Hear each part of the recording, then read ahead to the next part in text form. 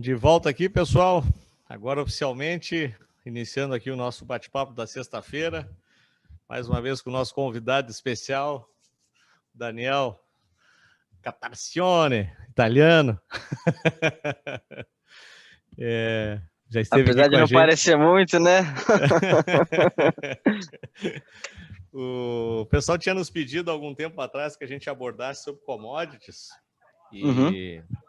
E aí eu disse, olha, tema nada como chamar o especialista aqui para nos ajudar no tema e nós hoje virarmos alunos aqui também e aprender com o Daniel como é que funciona esse mercado. A ideia é um bate-papo mais básico hoje, né, para entender contratos, como é que funciona cada pontuação, tudo mais, não entrar tanto no âmbito estratégico. E aí, se vocês se interessarem, a gente pode até pensar mais para frente, né, Daniel?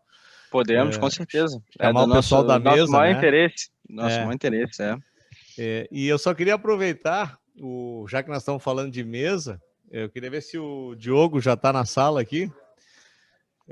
Nós temos uma novidade para apresentar para vocês, até por incentivo do Daniel e do Rafael, do Rafa, né, que é o nosso RM aí na XP. A gente está montando uma mesa de renda variável aqui no escritório. E aí nós vamos ter uma pessoa especializada nessa área, que é o Diogo. Não sei se o Diogo já está aí. Está aí o Diogo. Sim. Tá escutando, André? Estamos te ouvindo. Então, pessoal, apresentando oficialmente o Diogo. Ele então vai ser o nosso head de mesa aqui de renda variável. E vai passar pelo teu treinamento aí, Daniel, na incubadora, né?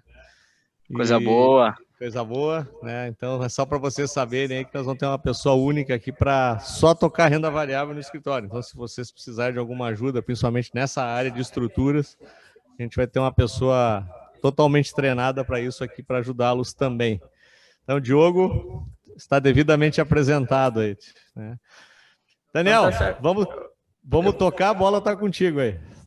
André, Boa. vou deixar já o número do WhatsApp aqui no chat. Pode botar. Se o pessoal, de repente, durante a semana também já tiver alguma operação, é só chamar. Boa, Isso aí. bem lembrado. Boa, perfeito. Então vamos lá, pessoal. Primeiro, agradecer a oportunidade de estar mais uma vez aqui nesse fórum, né?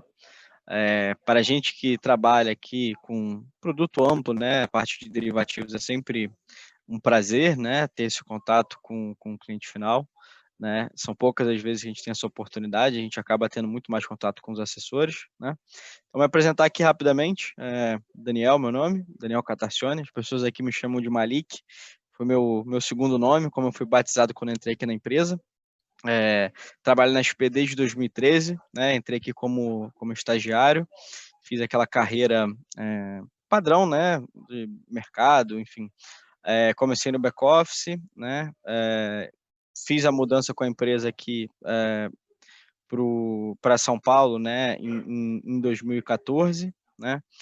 Comecei a trabalhar na mesa institucional, trabalhando com a parte de juros, dólar, né, FRA, né? E desde 2015 trabalho aqui com o que a gente chama de produtos estruturados, né?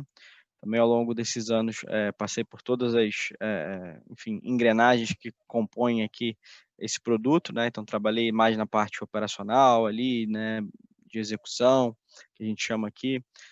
Durante muito tempo fui um sales ativo, né? Atendi os escritórios, né? A maior parte do tempo que eu fiquei aqui eu atendia os principais escritórios, né? Então, enfim, Messi, Monte Bravo. Depois passei também um período na parte de tecnologia, né? Ajudei a desenvolver nossas plataformas e hoje voltei aqui, né? Sou gestor hoje da mesa aqui, né? Cuido de toda a distribuição para a parte do B2B e do B2C, né? E assim, a nossa mesa sempre teve um foco muito grande em equity, né? E a gente ganhou um mandato aí recentemente de commodity, então é um mundo que estamos desbravando, estamos investindo, né? Temos 2 vagas, né? Fechamos uma vaga, o Guilherme começa com a gente semana que vem, um agrônomo formado, de vasta experiência. Estamos aí entrevistando outras pessoas, né? E a nossa ideia é incentivar, né?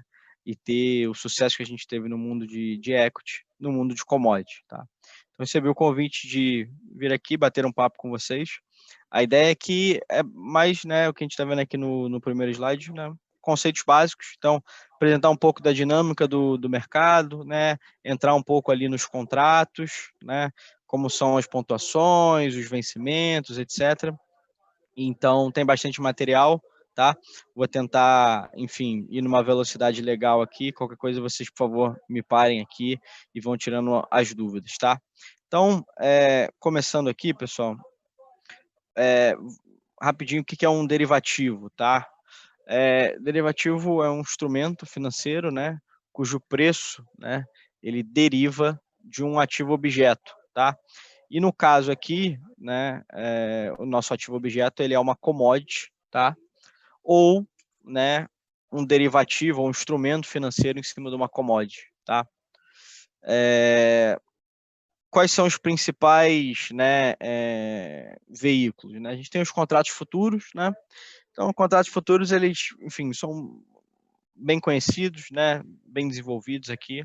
Então, pode falar aí do dólar do índice, né? Que acho que o pessoal conhece mais. E a mesma lógica vale aqui para os contratos de commodity, né?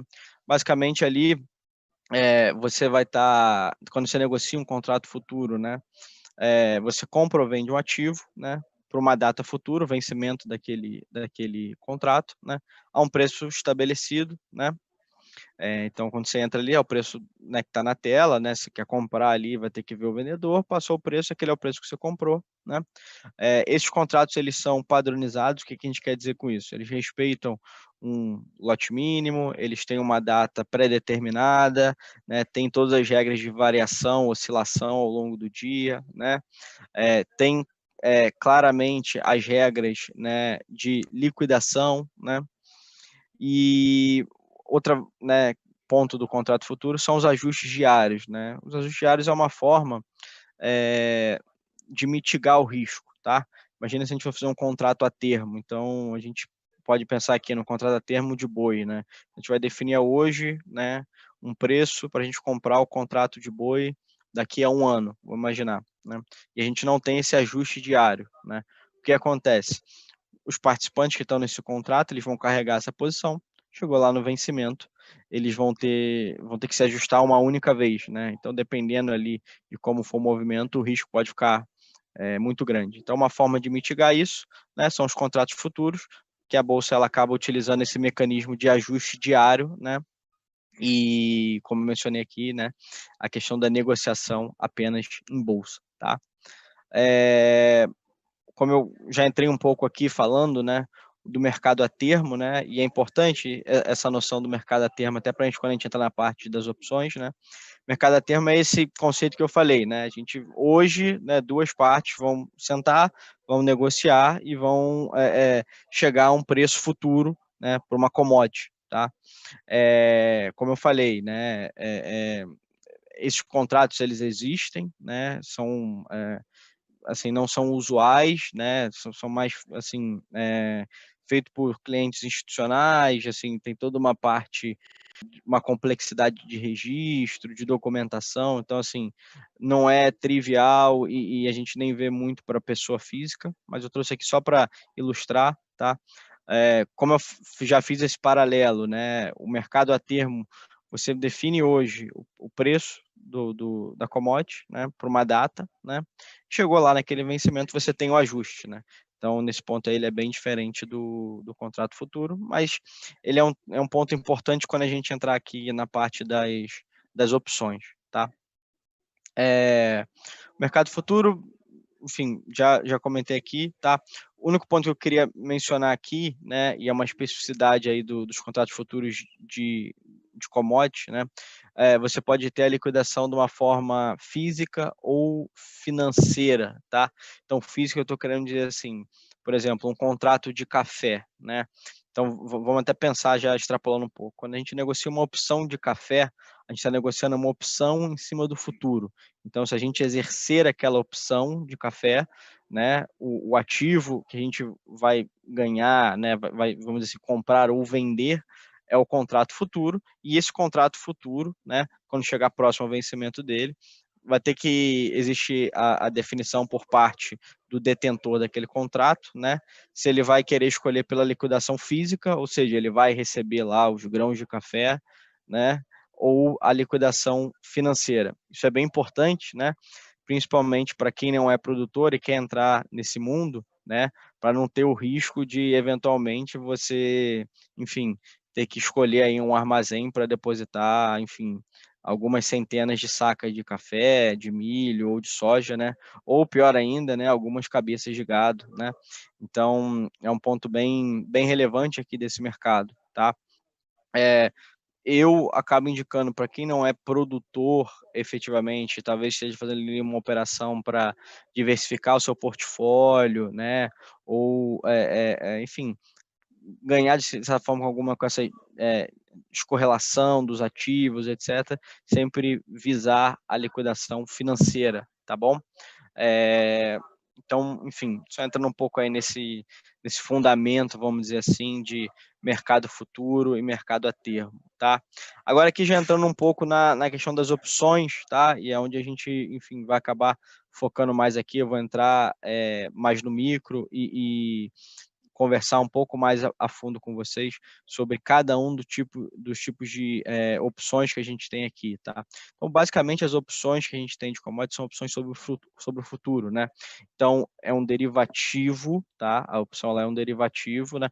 Cujo ativo objeto dela é uma opção de futuro, tá? Então, basicamente, né, o que a gente vai estar negociando aqui é o direito de compra ou de venda desse contrato futuro dessa commodity, tá? E aí existem basicamente dois tipos de opção, tá? Uma opção de venda, que é comumente, né, denominada de put, tá? Então vamos pensar no conceito da put, tá? A put, ela dá o direito, tá, ao comprador. Então vamos lá.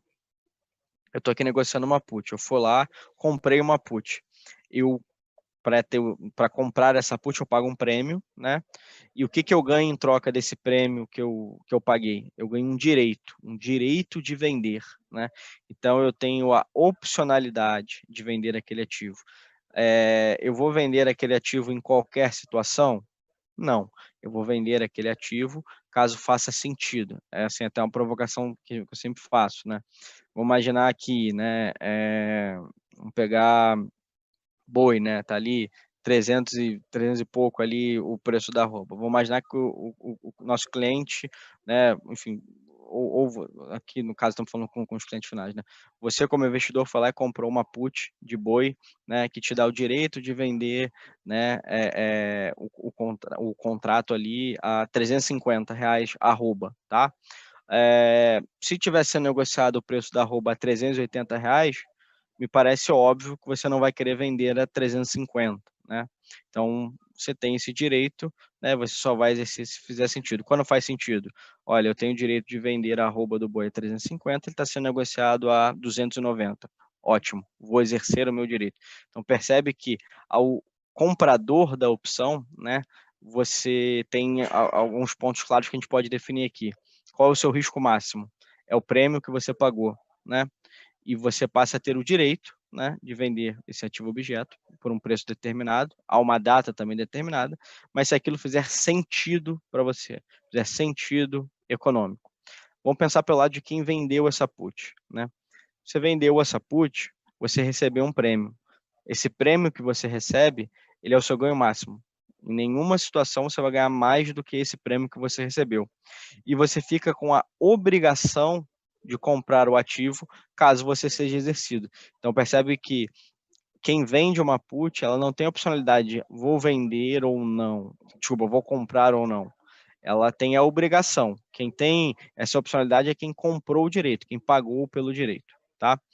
Essa mesma lógica vale para uma opção de compra, uma call, só que em vez de o detentor, né, dessa opção ter o direito de venda, numa call ele tem o direito de comprar esse ativo. De novo, ele só vai exercer esse contrato da call, né, esse direito dele de comprar essa commodity, se fizer sentido para ele, né? Vamos imaginar o milho, né? Poxa, A soja, a soja está aí $28, né? Enfim, pegando aí mais final do ano ali, novembro, né? Vamos imaginar que você comprou uma call 30, né? Então você tem o direito de comprar a 30, né? $30 ali a saca, né? Se o mercado estiver negociando a $28, não faz sentido você exercer seu direito de compra. Mas se porventura essa soja estiver sendo negociado a $35, aí sim faz sentido você exercer esse seu direito e comprar, tá? E de novo, para o vendedor da call, né, a lógica é a mesma. Você vendeu essa call, você recebe um prêmio, esse é o seu ganho máximo, né? E você fica com a obrigação, no caso aqui, de vender o ativo, né? Caso você seja exercido. Então, já entrando um pouco no micro aí de como funcionam as opções, né? E dando aí uma definição um pouco mais clara de como é uma put, né? Uma opção de venda, e uma call, uma opção de compra, tá?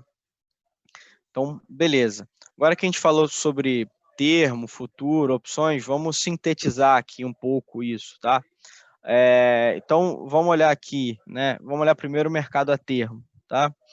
O mercado a termo, como eu falei, existe uma negociação entre players institucionais que podem ser negociados em bolsa, em balcão, pode, mas ainda é muito pequeno aqui no Brasil. Então, basicamente, esse mercado a termo é muito, né? Vamos pensar com a parte de frigorífico, etc. Não tem nenhuma padronização, né? Se a reversão, né? Você quer se desfazer daquele acordo, né? Tem uma questão de uma multa, né? A movimentação financeira é onde? Somente, né? Assim, na execução ali, né? Basicamente, você trava ali esse contrato a termo, chegou lá quando, enfim, as partes trocam ali, né? Ó, o produtor vai entregar a cabeça, né? Ali, enfim, o gado, né? Para o frigorífico vai entregar ali o dinheiro para o produtor, né? A liquidação, ela é uma liquidação de entrega física, né? Qual é o risco aqui? Tem um risco de insolvência. Tem dois riscos, na verdade, se a gente puder falar. Um é a insolvência, né? O frigorífico fazer esse contrato a termo com o produtor e não conseguir na entrega lá pagar isso, né? Ou acontecer alguma coisa ali também com os animais, etc, né? Enfim, é um risco, né? Acontece todo dia? Não, mas é um risco, né? Pensando assim em vantagem, o que teria de vantagem aqui para o produtor? Você não vai ter o ajuste diário, tá? Mas tem esses outros pontos que a gente mencionou aqui. Aí quando a gente já passa por um contrato futuro, né? Onde que é feita a negociação? É uma negociação no âmbito de bolsa, na BMF, né? O contrato ele é padronizado, então ele tem um vencimento, um tamanho do contrato, um lote mínimo, regras de negociação, de oscilação, né? Quando você pode se desfazer desse contrato a qualquer momento, né? Obviamente, vendo ali a questão de liquidez do mercado, se for uma posição muito grande, etc., né? Isso acaba tendo uma influência, né? A movimentação diária, como eu mencionei, é no ajuste diário, né? Então, no ajuste diário, né, você vai, dependendo da posição que você tiver, você vai receber ou pagar alguma coisa, né? É diferente do termo que é, enfim, lá na liquidação, né? A liquidação aqui, né, do futuro, ela majoritariamente ela é financeira, né? Dificilmente você vai ver alguém negociando uma operação dessa na bolsa fazer uma questão de ter a entrega física. Pode acontecer, é uma opção, mas assim, o que a gente acaba percebendo e observando é a questão da liquidação financeira, né? Qual é o risco aqui? É a oscilação do mercado e isso vai refletir aonde? No ajuste diário, tá? Qual é a vantagem aqui, né? Tem essa transparência de preço, a liquidez, né? É um mercado, enfim, todo mundo está ciente do que está acontecendo, o preço está sendo negociado na tela, é uma informação pública, tá? E isso traz transparência, né? Transparência ali para o mercado, né? Pensando num contrato a termo, não necessariamente você vai saber de todos os contratos que estão sendo negociados ali, aos preços que foram negociados, né?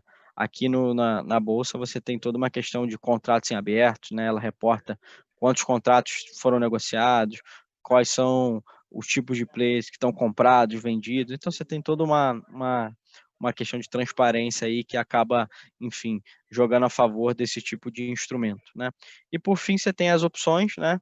Também negociadas na BMF, elas podem também ser negociadas em balcão, mas, enfim, para sintetizar aqui, né, e hoje que é o grande volume negociado, né, de commodities no Brasil, é negociação em bolsa, né, não ainda em balcão, né, então a mesma lógica, você tem um contrato padronizado, né, você vai ter essa reversão quando? A qualquer momento, mas aqui vai depender muito da liquidez, né, então, e aí é onde entra a nossa mesa aqui, né, a gente fomenta a liquidez desse mercado para os clientes conseguirem operar, né.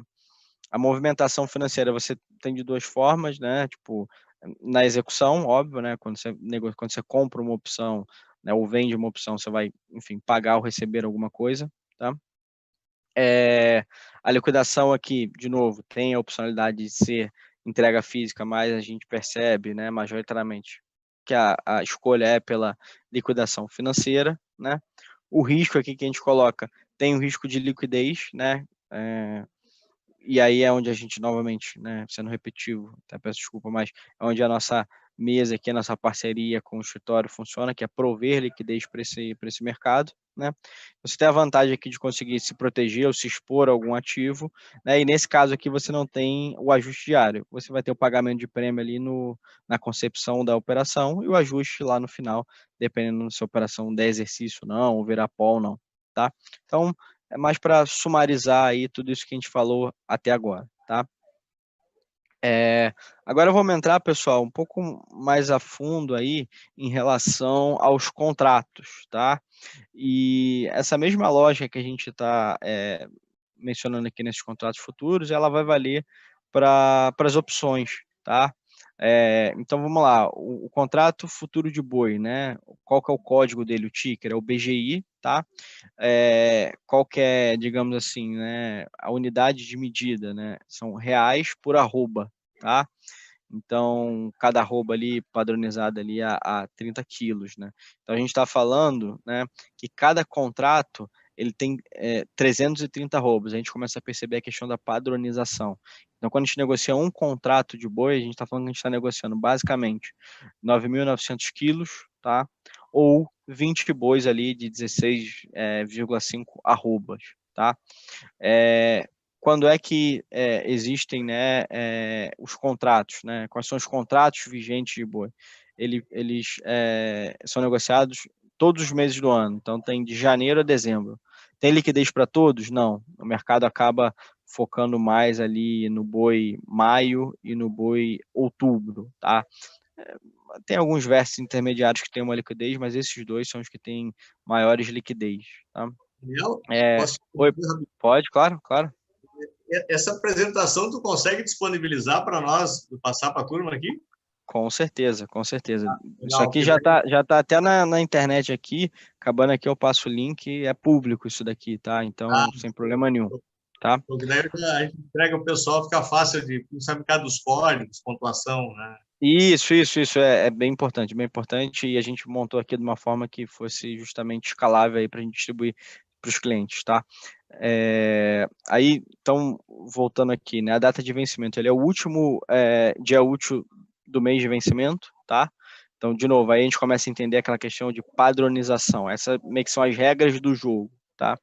E aí existe a questão de corretagem, tá? De novo, a corretagem aqui a gente coloca meio que o que a gente enxerga aí, que é o meio que, enfim, a média, mas é aquilo, né? Existem acordos, existe a discrecionalidade do escritório junto com os parceiros de, enfim, verem o que faz mais sentido, tá? Mas a gente vê a corretagem normal aí para uma negociação, para comprar ali, né, sem ser um day trade, R$ 70 por contrato, né? E da parte de day trade e da parte de opções, R$ 35, tá? Qual que é a liquidez aqui? De um em um contrato. Então, a unidade a mínima aí, né, seria um contrato. Então, a partir de um contrato você consegue negociar. E aqui que é o ponto, né? Beleza, então é um contrato que ele tem 330 arrobas, né? Ele é negociado em reais por arroba, mas tudo bem, como eu consigo chegar, né, no meu volume, assim, né? No meu volume financeiro, vamos dizer assim, né? É a cotação, então, né? Qual que é o preço da tela? 350, 320, né? Enfim, onde você vai negociar esse contrato futuro, tá? Vezes 330, que é a unidade, né? É o que a gente chama aqui comumente de multiplicador do contrato, tá? Vezes o número de contratos. Então, fazendo essa continha aqui, você consegue entender o volume que você está negociando, né, dessa commodity. Por uma opção, né, você fala assim, pô, a opção estou vendo na tela, ela custa R$1, né, por arroba, o preço está na tela ali. Qual é o financeiro que eu vou pagar, então, para negociar uma opção? Vai ser R$1, o preço, a cotação, né, dessa opção, vezes 330, que é o multiplicador, vezes o número de contratos que você está negociando, tá? Em relação ao boi, né, quais são os horários de pregão? 9 às 4, tá? É onde tem a maior liquidez, né?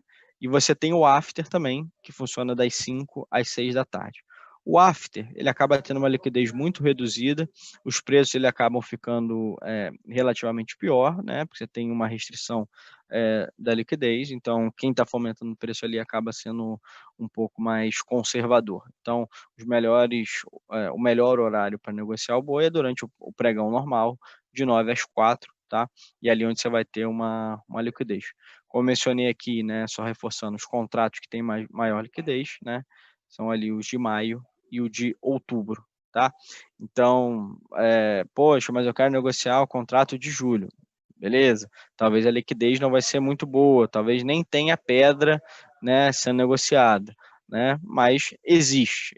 O que tem mais liquidez são esses dois que eu mencionei, tá? Então, de uma forma breve aqui, entrando um pouco mais na especificidade do contrato futuro de boi, tá? Passando aqui, falar agora um pouco do contrato futuro de milho, tá? Então, o ticker, né, do contrato futuro de milho é o CCM, tá bom? A unidade de cotação são reais por sacas de 60 quilos. Tudo isso foram padronizações, né? Acho que, não sei se tem algum produtor aqui, mas assim, acredito que essas sejam as unidades, né, que seja comumente utilizada aí no mercado físico, né? E a Bolsa simplesmente usou isso para padronizar, né? E aí cada contrato de milho, ele negocia, na verdade, 450 sacas, tá? Por isso que a gente, estou mencionando aqui que cada contrato de milho a gente está negociando 27 mil quilos de milho, tá bom? E aí, os meses de vencimento, percebe que já é um pouco diferente do contrato de boi, né? Aqui não são todos os meses, você vai ter janeiro, março, maio, julho, agosto, setembro e novembro, tá? De novo, todos eles são aptos a serem negociados. São todos eles que têm volume bom, assim, nem todos, tá?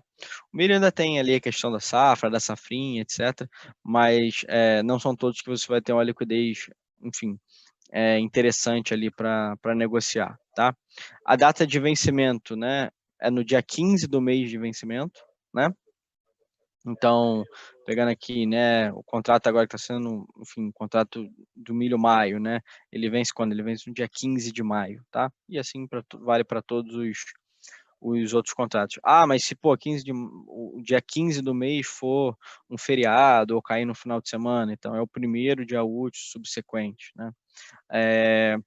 Em questão de corretagem, tá? O que a gente vê aqui para negociação de futuro, né, é R$20 numa corretagem normal, day trade por volta de R$10 e a corretagem de opção ali, R$10 por contrato também.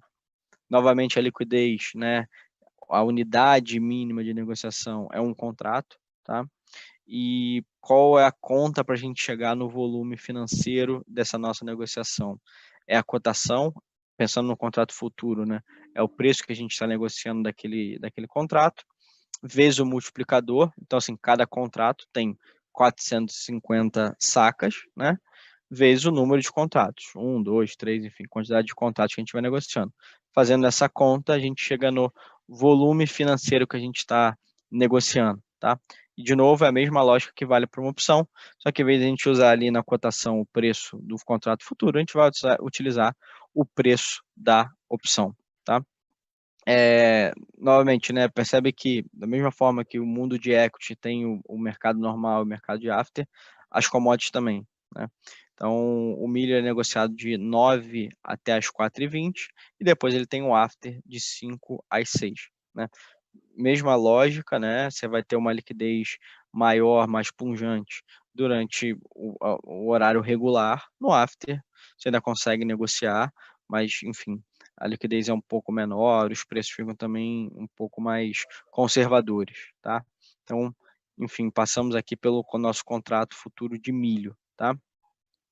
Agora o contrato futuro de soja, né? Ele é o espelho, né? É o contrato de soja mini da CME, né?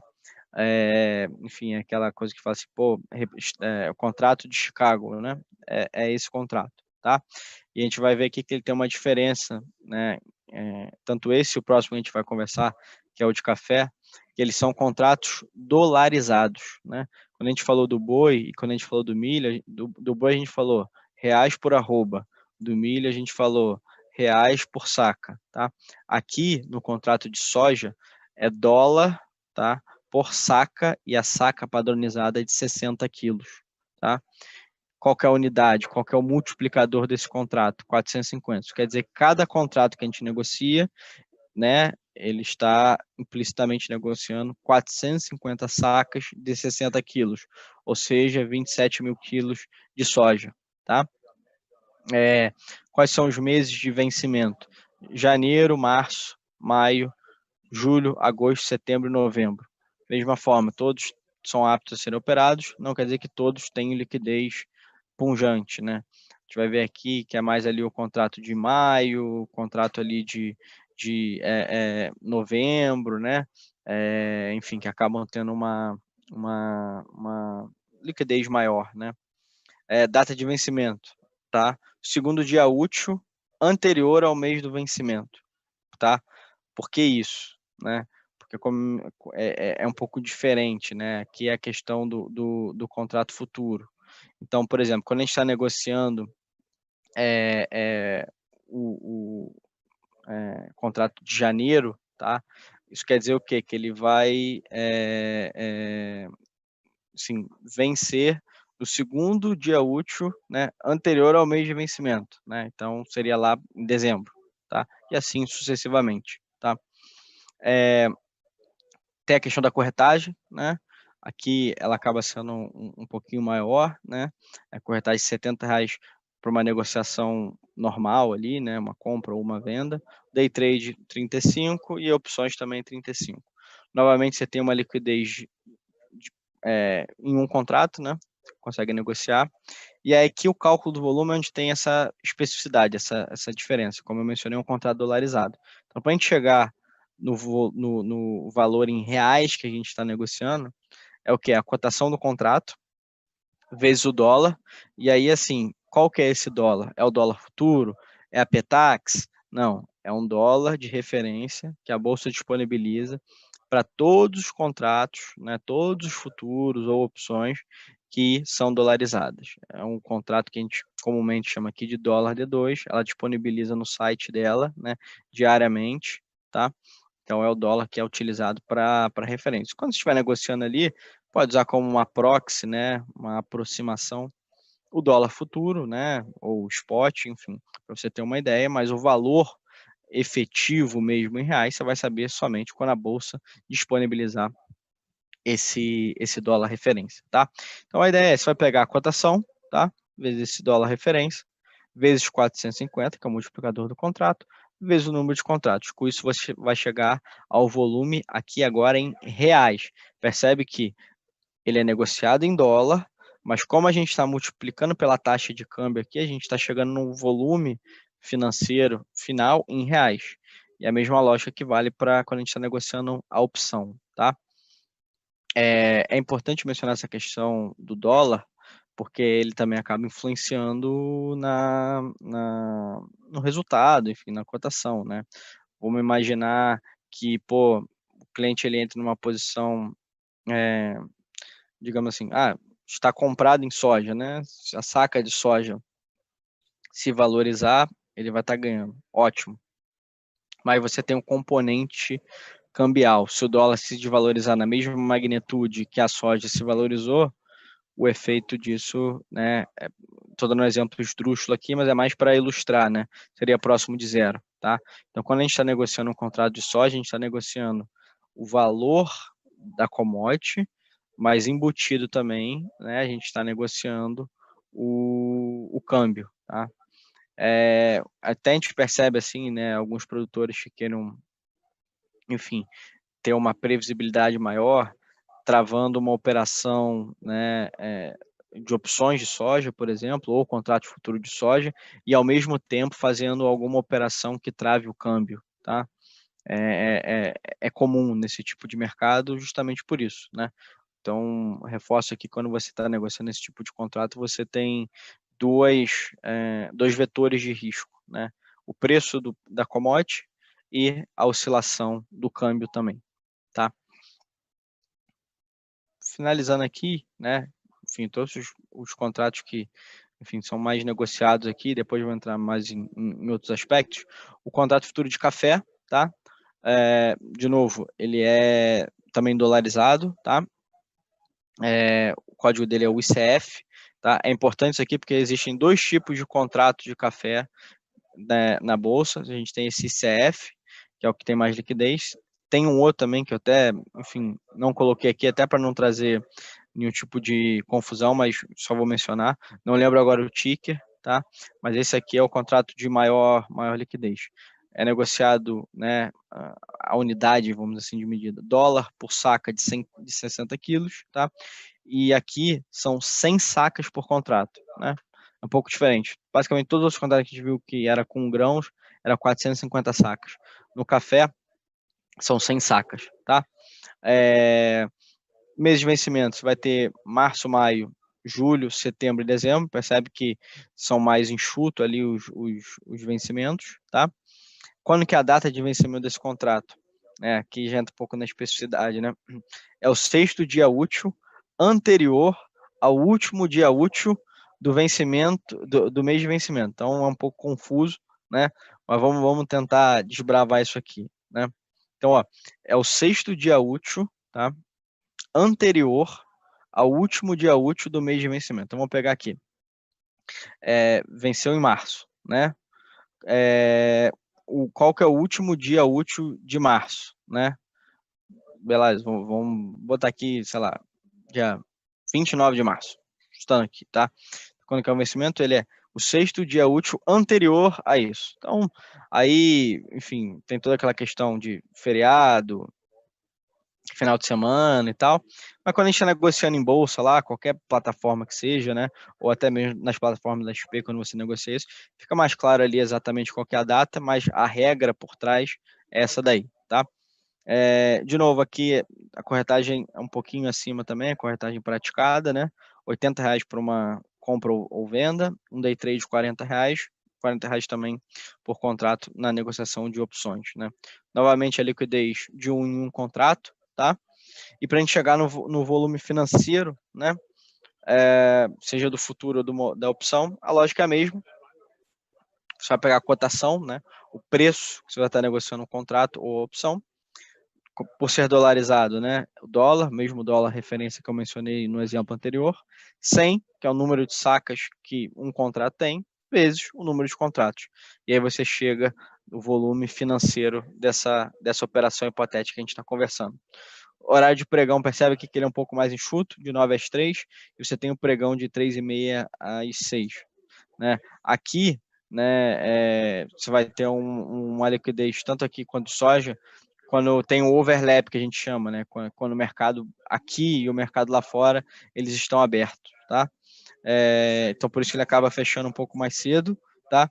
No after, assim, dificilmente você vai ver negócio. É uma liquidez muito mais reduzida, né? Então, pessoal, esse aqui são assim, eu vou entrar no próximo ali, que é o de petróleo, tá?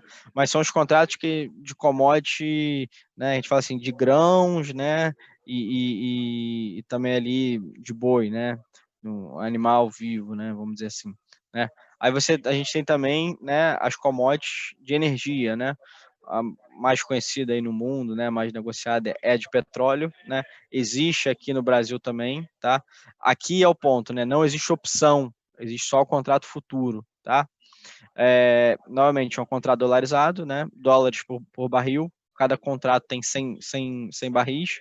Vencimento todos os meses do ano, tá? Quando que vence?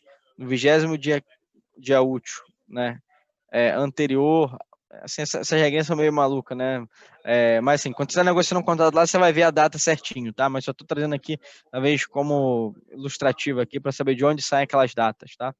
Corretagem normalmente aplicada é R$15 para uma negociação normal, R$7,50 para uma operação de day trade, tá?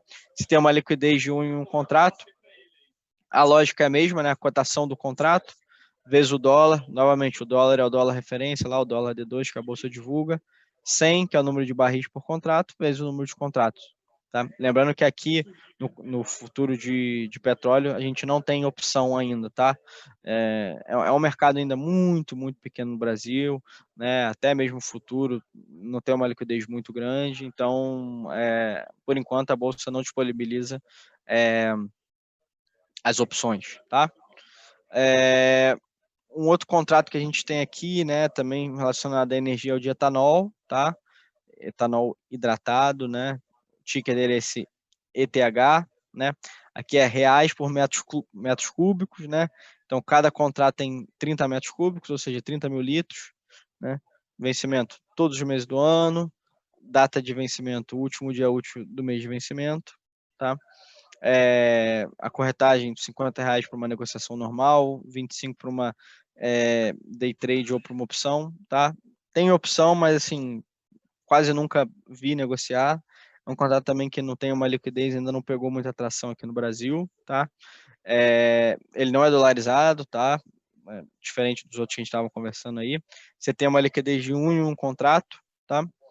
Qual que é o cálculo para a gente chegar no volume financeiro? A cotação do contrato, vezes 30, né, que é a unidade ali, vezes o número de contratos, né? Horário de negociação de 9 às 15h45. Normalmente você tem o after depois, mas liquidez praticamente inexistente, tá? E aí, pessoal, agora entrar um pouco, né? Tipo assim, falamos dos contratos, né? Agora vamos entender como se chega, né, no ticker de uma opção, tá?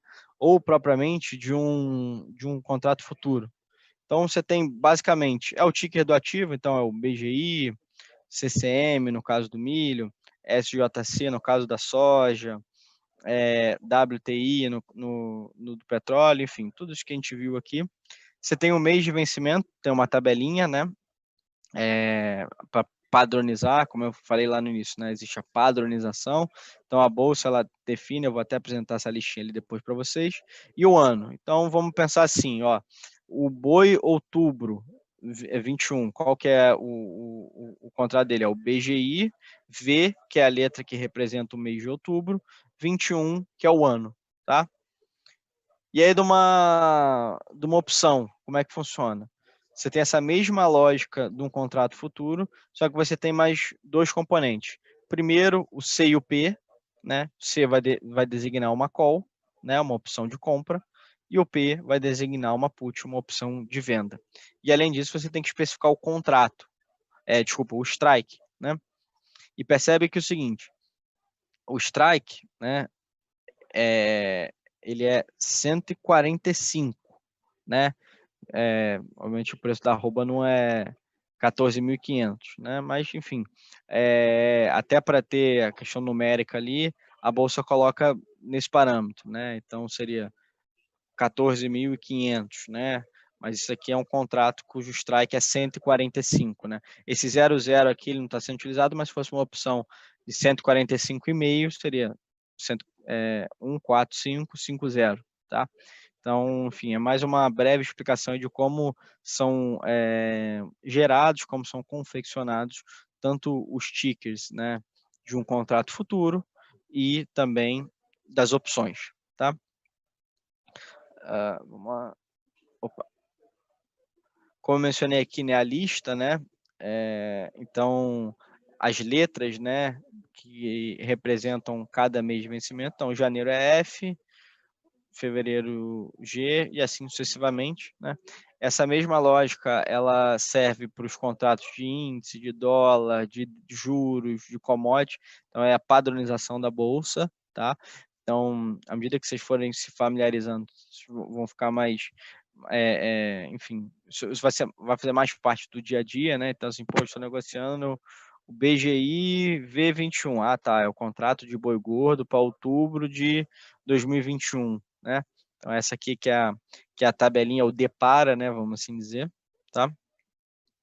E aqui um ponto, tá, pessoal? Em relação à margem, né? Como eu mencionei lá no início, tá? Uma diferença aí do futuro, né, para o contrato a termo é ter o ajuste diário, né, e também a chamada de margem, tá? O que é a chamada de margem?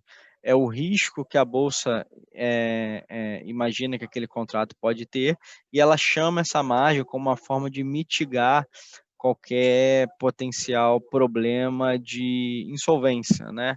Então, à medida que você, como cliente, né, investidor que está operando aquela commodity, compra ou vende, né, um contrato futuro, você vai ter uma chamada de margem justamente para, enfim, garantir a questão da solvência. E essa chamada de margem, ela oscila, né, dependendo da sua posição se está comprado, está vendido, né, e da oscilação do próprio ativo, tá? E ela, assim, normalmente é um percentual cobrado, né, em cima do volume ali do contrato, tá? Então, assim, basicamente, né, o boi gordo, ele chama ali um percentual de margem de aproximadamente 4,22%, o milho 6,19%, soja, aí você percebe que soja e café, por serem ativos dolarizados, né, a margem fica um pouco maior, né? Esse valor aqui é mais um indicativo, tá, pessoal? Esse número ele não é fechado, como eu mencionei, ele oscila, tá? E se a gente pegar momentos em que o mercado está muito estressado, ou que deu algum choque de commodity, alguma coisa, né, que enfim teve algum impacto, esses números eles podem ficar maiores ou menores dependendo da situação, tá? Mas é importante mencionar que os contratos futuros eles chamam margem. Na parte das opções, né, quem é o titular da opção, né, e ele pagou o prêmio, não tem a margem, tá? Mas quem vendeu a opção, sim, ela chama margem, tá? Aí é um pouco diferente do contrato futuro, é mais olhando ali o risco máximo da operação, né? Então, também tem essa chamada de margem para as opções, tá? O ajuste diário, né? Só entrando um pouco mais aqui no detalhe de como funciona isso, tá? Então, vamos imaginar, né? Você foi lá, pô, eu acho que por isso o boi vai subir, então você montar uma posição comprada num contrato futuro de boi, né? Então, você está comprado no boi, o que você espera é que o preço da reais por arroba, né, cresça, né? Se valorize, vamos assim dizer. Então, vamos imaginar, você comprou esse contrato a 300 e chegou no final do dia, ele foi ajustado a 330. Você vai ter um crédito, né, nessa posição, né? Esse ajuste ele é apurado diariamente, né? Então vai ser, vamos supor, está comprado, se o boi está só subindo, você vai só ter ajuste positivo. Se está comprado e o boi teve um ajuste, né, menor né, tipo ele se desvalorizou, você vai ser debitado, né? Então esse é um pouco do jogo aqui, né? E aí assim a gente pode pensar até para a gente, enfim, pensar na lógica de um contrato, né? Vamos pensar assim: participante A comprou, participante B vendeu, né? Beleza, o contrato se apreciou, então quem vendeu, né, participante B, ele vai creditar, né, na conta do participante A que comprou, né? Pensando pela lógica de um contrato para a gente entender como funciona. Na realidade, isso tudo é feito pela bolsa, né? Só, enfim, repassando aqui, né? Contratos negociados em bolsa, você tem o que a gente chama de contraparte central. A bolsa é a contraparte central. Então, assim, mesmo que porventura a sua contraparte naquela operação ela deu um default, você vai receber o valor. Por quê? Porque a sua contraparte acaba sendo a bolsa. Ela é essa intermediária ali no meio, tá? Então, eu trago esse exemplo aqui de, pô, o comprador vai debitar e etc. Só para trazer um pouco mais de uma forma mais didática aqui, né? Mas reforço que não tem risco de contraparte aqui, tá? Então, o seu risco não é o cliente que está do outro lado, o seu risco é a bolsa, né?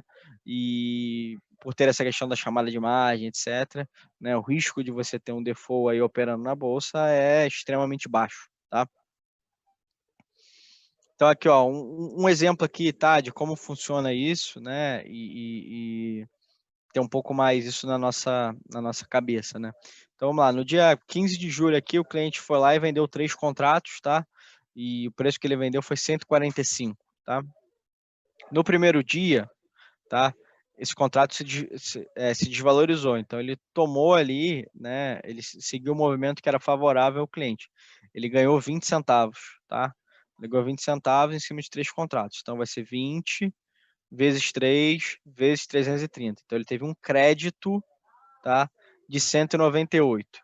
Aí, beleza. No dia 17, né, qual que passa a ser o preço referência para a gente apurar para o ajuste? É o 144,80, tá? Então, esse passa a ser nosso preço, não mais o 145. Então, é basicamente assim, toda vez que tem um ajuste diário, você meio que reseta, né, e começa o dia com um preço novo, né? Sempre o ajuste do dia anterior. Então, no caso aqui, o boi continuou com uma tendência de desvalorização. Então, o que, que o cliente ganhou aqui? Ele ganha a diferença desse 144,80 por 142,70, que é o 2,10. Então, 2,10 vezes 3 vezes 330, ele teve um crédito aqui de R$ 2.079. Pensando aqui que foi uma magnitude dessa desvalorização bem maior, né? E agora, beleza, quando ele vai para o dia 18, qual que é o preço base dele? É esse aqui, 142,70. Nesse exemplo hipotético, né, no dia 18, o boi, vamos dizer assim, voltou um pouquinho ali, né, ajustou ali uns 142,90. Nesse caso, o nosso cliente ele perdeu, né, aqui o investidor aqui perdeu 20 centavos, tá? Então ele teve um débito em conta. Então a gente vai chegando nesse exemplo assim ao ad, né, até o dia que ele zera a posição. Como é que ele zera essa posição? Ele recompra esse contrato, tá? Então basicamente aqui é uma operação que teve um resultado bem vencedor para o cliente, né? Ele pegou um movimento de valorização do boi gordo, né? Então ele no dia 15 de julho ele vendeu, né? Teve uma oscilação ali, mas basicamente o contrato se desvalorizou, ele foi lá, recomprou, e nesse somatório todo ele teve um crédito em conta aqui de R$ 4.950. Aqui, obviamente, a gente está trazendo um exemplo hipotético para ilustrar esse mecanismo do ajuste diário, né? Eventualmente, se ele tivesse vendido e o ativo tivesse se valorizado, os ajustes que ele teria seriam negativos, tá? A ideia aqui é mais ilustrar como isso funciona, né? E o que eu queria reforçar com vocês ele vendeu, né, o primeiro movimento dele, né, foi vender a 145, mas esse preço, ele é a base dele até o final daquele dia, né, que é quando vai ter o ajuste. A partir disso, é sempre o ajuste do dia anterior, tá? Beleza, pessoal, vamos lá que ainda tem alguns slides aqui, né? Aqui um pouco na questão de alavancagem, né? É isso, né? Os contratos derivativos ele proporcionam uma questão de alavancagem para os clientes, né? Então, basicamente, para comprar ou vender contratos de agrícola é necessário uma margem, né? Pode ser dinheiro, CDB ou título público, né? Eventualmente até as ações, né? Então, vamos pensar aqui, né? O cliente negociou aqui, né? Um contrato, né, o valor, e aí, pô, qual foi a rentabilidade pensando no contrato? 0,57. Só que se ele olhar em relação à margem que ele colocou, né, assim, o valor do contrato nesse exemplo aqui, ele vale, o volume financeiro de um contrato, ele vale R$ 48.000, mas esse é o valor que o cliente alocou como margem? Não, ele alocou uma fração disso, ele teve que botar uma margem aqui de R$ 1.850. Então, se a gente pegar esse mesmo exemplo aqui, esse resultado de R$ 270 em cima do volume que ele alocou como garantia, percebe como a rentabilidade fica muito maior, né? Esse primeiro quadrinho aqui seria para ilustrar se a gente fosse 1 para 1, né? dada a exposição que ele tem, é quanto que ele vai ter que cobrir de margem, que não é o caso. Então, olha como é que a rentabilidade seria relativamente baixa, tá? Só que agora, como ele aloca uma fração disso via garantia, ele acaba tendo um aspecto de alavancagem aí, o resultado, olhando pelo que ele efetivamente colocou como garantia, ele passa a ser bem mais relevante, tá bom? A liquidação, né, como eu mencionei, normalmente é financeira, tá? E aqui tem um ponto interessante, né? A gente tem ali a convergência, né? Não é uma verdade absoluta, né? Mas assim, o vencimento físico e o futuro, eles vão ter, é uma curvinha, né? Mas em algum momento, quando o futuro ele está no último dia de negociação, ele é o físico, né? Então eles tendem a convergir. Eventualmente pode ter algum tipo de movimento do mercado para que isso não aconteça, né?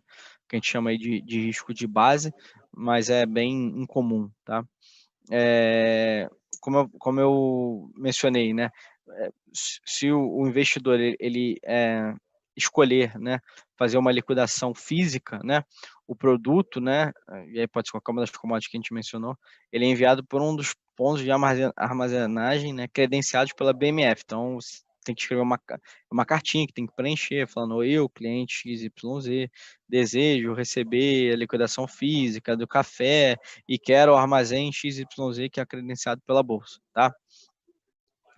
Quando chegar lá, né, tem uma avaliação, né, de tipo padrão de qualidade, etc, né, tem todas umas métricas ali, né, então, vou trazer um exemplo aqui, né, no caso da soja, né, vamos ver, pô, o grau de impureza, grão quebrados, avariados, umidade, então pode ser que eventualmente, né, não aceite, enfim, tem que passar por todo esse crivo, né, até para ninguém ser prejudicado, né, e é por isso que é interessante essa negociação na bolsa, porque é de responsabilidade da bolsa, né, fazer toda essa avaliação, tá? De novo, se você é um investidor que está olhando esse produto como uma diversificação para o seu portfólio, não faz sentido pensar em liquidação física. Se você é um produtor da commodity, porventura quer fazer a liquidação física, entregar o seu produto ali, aí acho que faz mais sentido. Mas, de novo, né, pouquíssimos casos que a gente vê isso daqui acontecer, tá? O indicador aqui da Esalq, né? Então, assim, ó, quando o contrato ele é levado até o vencimento, né? No caso do boi gordo do milho, não tem a entrega física efetiva, né? Você vai ter ali, enfim, na soja, no café, etc, tá? E aí, como é que é feito o ajuste desses contratos, né? Percebe aqui, ó, o valor do ajuste diário, que ele tanto é para a liquidação do contrato, como também para o ajuste diário ali que a gente viu, né, naquele exemplo, né?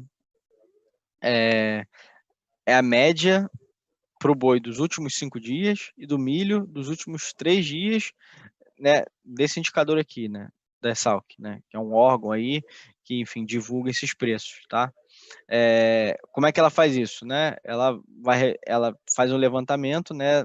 Uma média dos negócios realizados e ela pega as principais praças, né? Então, para o boi é São Paulo e para o milho é Campinas. Essa questão do boi é até interessante porque assim, tem outras praças aí que acabam tendo essa questão dessa precificação, mas no contrato negociado aqui é o mercado físico de São Paulo, tá? Ele é atualizado diariamente, então é um indicador disponibilizado diariamente para o mercado, né, público, tá? Entrando no site lá desse órgão, você consegue encontrar isso daí, tá? A bolsa também disponibiliza, obviamente, né? Então, entrando no sitezinho da bolsa, lá indicadores agropecuários, a gente consegue pegar isso, até se quiser fazer algum tipo de estudo, ver gráfico, etc, você consegue puxar por lá, tá? Aqui é o que eu mencionei, né, da convergência do futuro com a vista. Percebe que, né, quanto maior for o tempo para o vencimento do contrato, você tem uma divergência, né? O futuro ele tende a valer mais do que o à vista, né? Em algum momento que esse tempo ele vai acabando, vamos assim dizer, eles convergem, tá? E aí você tem alguns aspectos que, enfim, influenciam nisso, né? Que é o preço do futuro ele pode estar acima ou abaixo, né? Que é a questão do backwardation e do contango, né? São alguns, enfim, aspectos ali das curvas dos ativos, né? Que é basicamente, né? Tipo, tem a questão que a gente chama de convenience yield, né? Que é tipo assim, qual o prêmio que eu estou disposto a pagar para ter essa commodity aqui agora, né? Eu poder usar da melhor maneira que eu quiser, né? Versus, né, o custo de frete, de armazenamento, então tudo isso acaba influenciando, mas normalmente o preço futuro ele tende a ser maior do que o preço à vista, né? Normalmente, né? Dependendo da commodity, do que está acontecendo no mercado, isso não pode ser, assim, nem sempre é verdade. Se a gente pensar no passado, no que aconteceu no dólar, né? O dólar não, desculpa, o petróleo, né? O contrato futuro chegou a ser negociado em valores negativos, né? Então, eventualmente, movimentos desses podem acontecer, mas a lógica diz que o preço futuro tende a ser maior do que o à vista e, em algum momento, eles convergem, tá? Aqui é uma questão desse diferencial de base, né? Então, isso é um ponto interessante, né? O que é definido como a base aqui, né? É essa diferença de preço do mesmo produto entre a bolsa e o físico, né? Então, vamos pegar aqui o boi, né? Vou pegar o boi do primeiro vencimento. O que é a base? É o preço, né, que está sendo negociado na bolsa versus o que está sendo negociado aqui em São Paulo aqui no físico, né? Então, essa diferença é o que a gente chama de base, tá? Então, essa base é obtiva através, né, um estudo histórico desse diferencial entre as praças, e isso varia muito na oferta e na demanda, né? Porque a oferta e a demanda que vai te dizer o preço do futuro e também o preço do à vista, né? Então, pegando aqui um exemplo de base aí de Mato Grosso, por exemplo, do boi gordo é menos 9,28%, tá? E assim sucessivamente, isso é um diferencial que muitas pessoas que negociam esse tipo de contrato observam, tá? Inclusive, a gente tem alguns relatórios disponibilizados aí também que, enfim, fazem algum tipo de inferência sobre isso e é um dado que, enfim, a gente acaba tentando trazer mais visibilidade aí para os investidores. Aí aqui um exemplo mais mercado futuro, né? Assim, o que é o preço futuro, né? Tipo, quais são as variáveis? Porque assim, vamos imaginar assim, quando eu estou falando de uma Petrobras, né? Eu tenho o preço da tela, que é o spot, tá? E que é o preço negociado agora, né? O à vista. E eu consigo fazer uma conta matemática para chegar a quanto que eu acho naquele momento, com as expectativas que eu tenho, qual que é o valor dela no futuro. É basicamente a taxa de juros menos o que ela vai me pagar de dividendo, tá? Grosso modo é isso. Só que agora, para as commodities é um pouco diferente, né? Então, tem alguns outros fatores que influenciam nesse preço do futuro, né? E aí, enfim, qual que é o custo de você manter o boi num pasto? O custo de uma engorda, em confinamento, oferta, demanda, seja interna ou externa, exportação, né? Substitutos. Então, se o frango estiver muito caro, as pessoas vão consumir mais suíno e vice-versa. O dólar, teve algum problema de clima, né? A economia, assim, a população, né? Até de pegar a China, por exemplo, né? O crescimento da China desbravou aí um mercado de proteína muito grande, porque o poder aquisitivo cresceu muito, né? Tem algum risco sanitário, né? Algum embargo, a exportação, alguma doença, né? Recentemente a gente viu lá, né? Enfim, na planta de suínos na China, né? O problema que deu, o impacto que isso teve no mercado, né? Então, quando a gente fala de preço futuro de uma commodity, você acaba tendo muitas outras variáveis, né? Que fazem parte dessa, vamos dizer assim, equação, tá? Então, assim, a gente tem o pregão, né? É onde é negociado esse contrato futuro, né? E ali é onde os participantes, né? Eles colocam todas as expectativas embutidas no preço, né? Então, quando a gente está vendo um preço futuro, né? Então a gente pega lá, o preço do boi à vista está 320 arrobas, R$320 por arroba. e a gente olha que o futuro para um dado mês está 350. O que isso está implicando? Uma série de expectativas que estão acontecendo, né?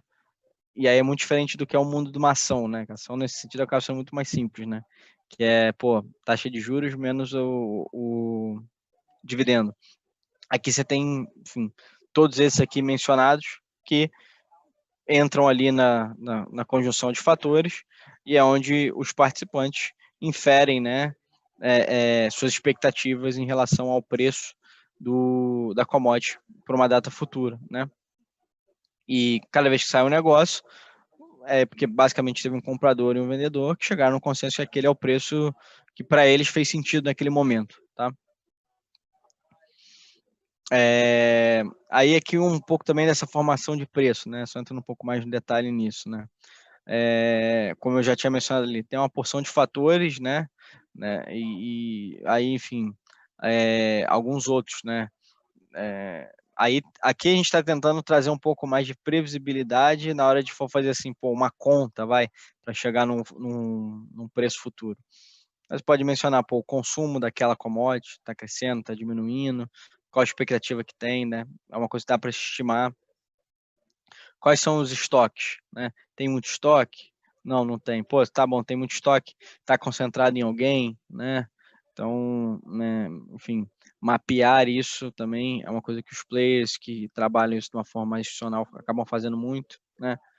Fator econômico, político, né? Aqui eu tô querendo assim, pô, a economia está crescendo, as pessoas vão consumir mais carne, vão consumir mais, pô, proteína, não vão, né? Pô, fator político, vai ter algum incentivo, enfim, sei lá, vai diminuir a tributação, alguma coisa nesse sentido. Logística, como é que está o custo desse frete, como é que está o custo desse armazenamento, né? Você também tem a taxa de juros, óbvio, né? Câmbio para as commodities são dolarizadas, etc, né? Tudo isso é levado em consideração na hora de formar esse preço, tá? Aí, enfim, aqui olhando um pouco isso daqui, mais pela lógica de carne, né? Um pouco disso tudo que a gente comentou, né? Você vai ter custo de alimentação, a demanda, o clima, a competição, moeda, então tudo isso acaba impactando ali no preço, no exemplo aqui da carne, né? E aí a gente pode olhar aqui, enfim, para todos, né? Vou pegar aqui o milho, por exemplo, né?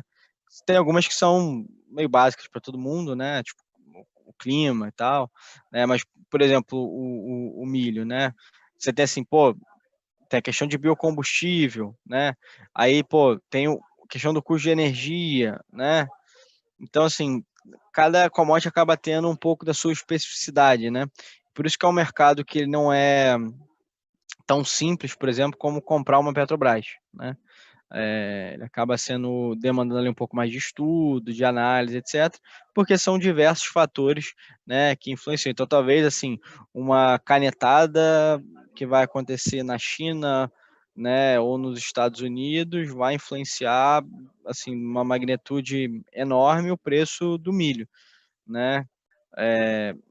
Isso vale para renda variável? Vale, mas assim, são coisas mais macro, né? Aqui tem muita coisa micro, né?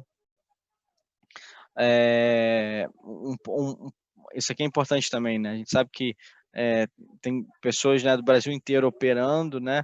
Mas como a gente mencionou, né, esse preço futuro, ele leva em consideração uma praça, né?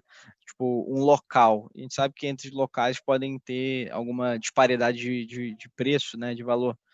Então, assim, quando a gente fala de açúcar e café, é o São Paulo, né? Boi gordo também é São Paulo, né? É um indicador que a gente comentou ali. Milho, Campinas. Soja lá, o Porto de Paranaguá. E etanol, o Porto de Santos, tá?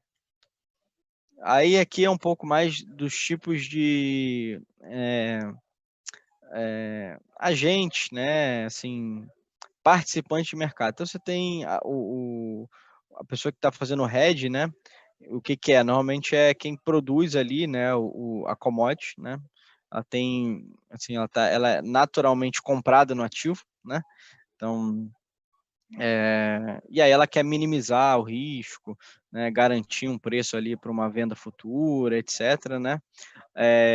Obviamente que a questão do hedge, né? É assim, à medida que, pô, eu tenho, sei lá, 100 mil sacas de soja para vender. Se eu travar 100 mil sacas, beleza, eu sei quanto que eu vou ganhar, ok. Mas esse é o meu preço. Se o mercado, por exemplo, se valorizar, eu não vou participar disso, né? Então, é, acaba que não é todo mundo que faz o que a gente chama ali de hedge perfeito, né? Que é assim, pegar a totalidade da sua produção e travar. É um percentual menor, maior, dependendo do apetite do risco, né? E aí você tem o especulador. Normalmente o especulador, a galera, né, tipo, olha assim, ah, pô, especulador. Mas o especulador ele acaba tendo um aspecto bem importante no mercado, né? Porque ele provê a liquidez, né? Ele vai olhar ali e falar, pô, beleza, eu acho que esse preço dessa soja aqui vai subir ou vai cair, e dado nisso, dado essa expectativa, ele vai prover liquidez para o agente que quer redear sua proteção, né?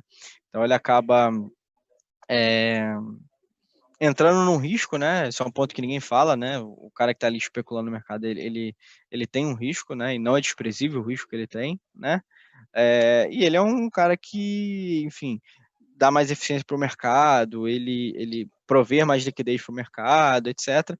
Então, assim, é o tipo da coisa que se o mercado só tivesse pessoas procurando hedge, não seria negócio. Então tem que ter ali algum tipo de agente especulador ou alguém fomentando esse mercado, tá? Assim, é, um ponto, né? Eu não coloquei aqui, mas além do especulador, você tem, né? Assim, instituições que tentam promover a liquidez do mercado, né? E aí são o que a gente chama de market maker, né? Que é o cara que entra lá na tela abrindo um preço de compra ou de venda, né? É óbvio que ele não faz isso, né, por ser bonzinho, né? Ele está ali fomentando o business, né? Tem suas vantagens, né? Mas também é um player importante ali para promover o mercado, promover a liquidez, e quanto mais liquidez, né, mais eficientes são os mercados, melhores são os preços, e enfim, é uma roda, né, é um ciclo aí que se alimenta. Quanto maior for o número de pessoas participando do mercado, promovendo liquidez, melhor é aquele mercado, né? Então, aqui um pouco da dinâmica, né? Acho que, enfim, como eu vou passar o slide, acho que não é mais repetitivo aqui, né? Falando um pouco dessa questão de, tipo, do ajuste diário, pô, comprou, quem ganhou, etc, tá? Aqui também é uma matrizinha ali explicando exatamente isso, né? Então, pô, compra uma negociação 145, tá? Tem a ponta que comprou e a ponta que vendeu. O mercado foi para 146. O que acontece? Quem comprou ganha R$ 1, quem vendeu perde R$ 1, tá? E a mesma lógica, lógica inversa, né? Se houve uma desvalorização. Então, quem comprou 145 foi para 144, perdeu R$ 1, e quem vendeu ganhou, tá? A lógica ali também do ajuste diário, tá? Essa dinâmica, vamos dizer assim, tá? Para calcular o ajuste, a gente já tinha mostrado ali também, né? A diferença entre o ajuste e o preço, né? Enfim, o que você entrou do ajuste do dia anterior, vezes o número de contratos, vezes ali o multiplicador do contrato, né? Então, aqui um exemplo, né? Se um contrato aqui de boi, né, que vale 330 arrobas, tá? Tenho 50 contratos vendidos a 148, né? A minha posição foi vendida a 148, o ajuste diário foi 147,5, né? Vezes 330, que é o lote, vezes 50, que é o número de contratos que eu tenho. Então, nesse caso aqui, eu teria um crédito ali de R$ 8.250. Depois eu disponibilizo aqui também. A mesma lógica vale para todos os outros contratos, só lembrando que tiver dólar, você vai ter que colocar o dólar aqui na equação, tá? Aqui são um pouco dos contatos, tá? A mesa de commodity, como eu falei, hoje a gente tem uma segregação, você tem a mesa institucional de commodity, tem a mesa de commodity que faz parte aqui do nosso time, que são os contatos, como eu mencionei, eu vou passar o material aqui, vocês ficam com essa apostila, vamos assim dizer. Mas é isso, pessoal, do meu lado esse foi o material que eu trouxe, né? Não sei, assim, eu sei que eu me excedi um pouco aqui no tempo, né? Mas basicamente esse era o conteúdo que eu queria trazer aqui para vocês, para a gente conversar um pouco. E agora eu deixo aberto aí, né? Caso tenha alguma dúvida, algum ponto que queiram conversar um pouco mais, deixo claro aqui que eu não sou um especialista em commodity, então se quiser conversar sobre alguma especificidade das commodities em si, enfim, que eu souber, eu vou tentar responder. Se eu não me sentir seguro, eu também não vou falar nada aqui que eu não tenha conhecimento. Da parte de derivativos, etc., é o meu métier, é o meu mundo, eu consigo responder. Mas é isso. Da minha parte, eu termino aqui. Agradeço aí a disponibilidade e a atenção de todos vocês. E abro agora aí para quem quiser, enfim, tirar alguma dúvida, fazer algum tipo de pergunta. Show de bola, Daniel. Muito obrigado por mais essa aula aqui para a gente. Acho que já deu para esclarecer bastante, principalmente para quem não tinha a mínima ideia de como é que funcionava esse mercado. Então, ao menos aquele conteúdo de entrada a gente já tem, né? Isso. O que a gente pode fazer agora, né, já deixo aqui aberto aqui, é a gente trazer os nossos especialistas de commodity, principalmente o Guilherme, que eu comentei, que está entrando aqui no nosso time, e aí ele consegue falar um pouco mais da especificidade das commodities, né? Então, discutir um pouco mais a fundo, né, o boi, o milho, o café, a soja, né? E aí também acho que é um complemento legal ao bate-papo que a gente teve aqui, né? E eu acho que pensando assim numa último capítulo da saga, né, a gente entrar talvez com umas estruturas também, até para ver alguns cenários, algumas possibilidades aqui, né? Exatamente.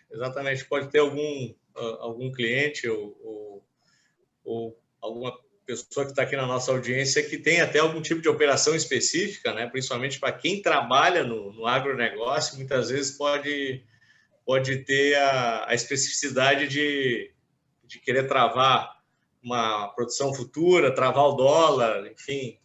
Tem uma série de operações possíveis de se fazer. E, pessoal, está aberto aí para perguntas. Vocês já conhecem o nosso esquema aqui. Quem quiser pode escrever aqui no chat ou abrir o microfone e falar. O Zoom é bom por isso. Tem suas vantagens, né?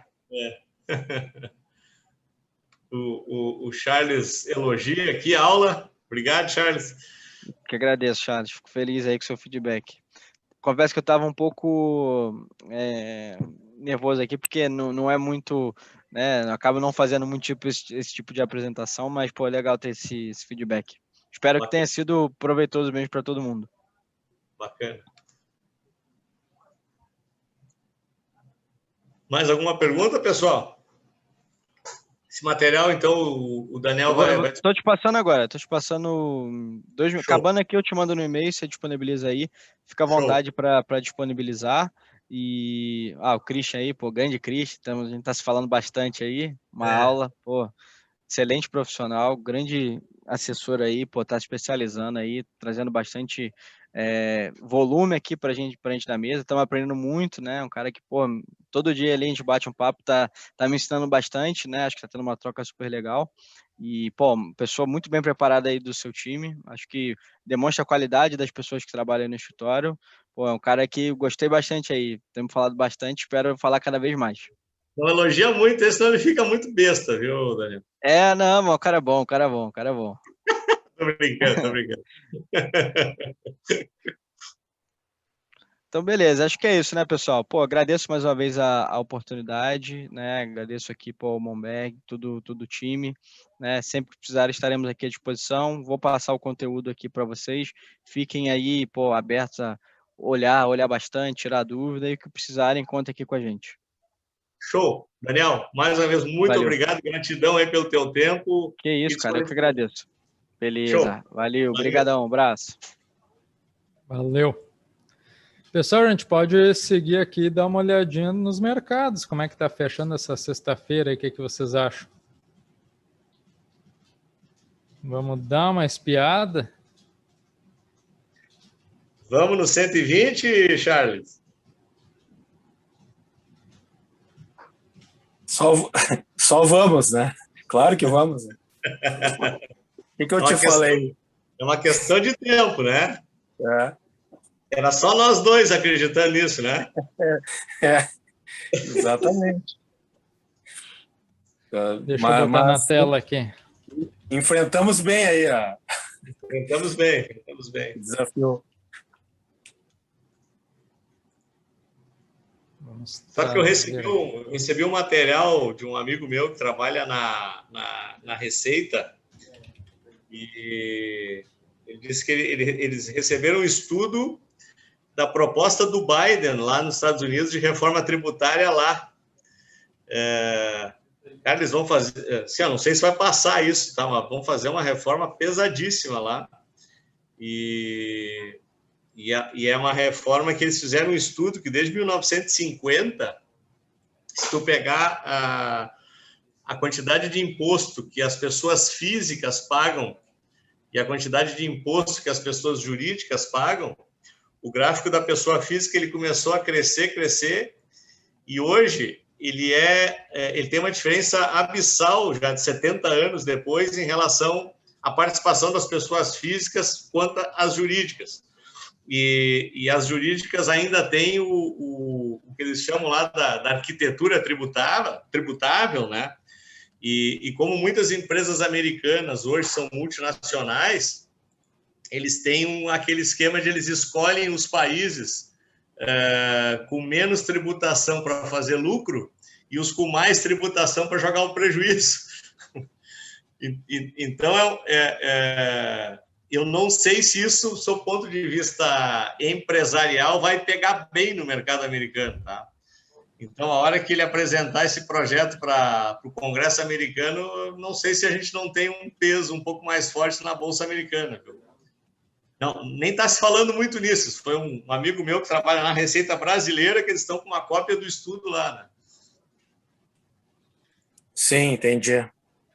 Mas vamos ficar quietinho, então. Vamos ficar quietinho. Não, por enquanto, não. Eu acho que pode ter um impacto negativo para o setor empresarial e, por consequência, no preço das ações, né? Ele vai querer tributar mais as empresas e menos as pessoas físicas lá nos Estados Unidos. Sim. Muito bem. Já estamos com o nosso Ibov na tela aqui, pessoal. E hoje um candlezinho vermelho após... Todos os dias da semana foram positivos, né? Mas hoje vindo um pouquinho abaixo, mas leve, nada demais. Pivôzinho de alta, né, Júlio? Temos aí o pivô nos últimos dias. Deixa eu botar ele aqui até para a gente botar o objetivo. Pivô bacana aí. Para irmos lá no 120, exatamente. Que coincidência, hein, Charles? Nossa, bonito, né?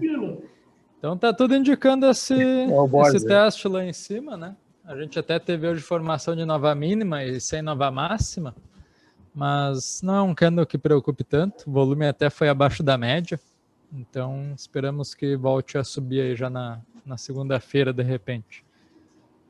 Aquele canal de baixo já está rompido há tempo, fez um pullback nele, voltou a subir, então a cartilha está sendo respeitada aí.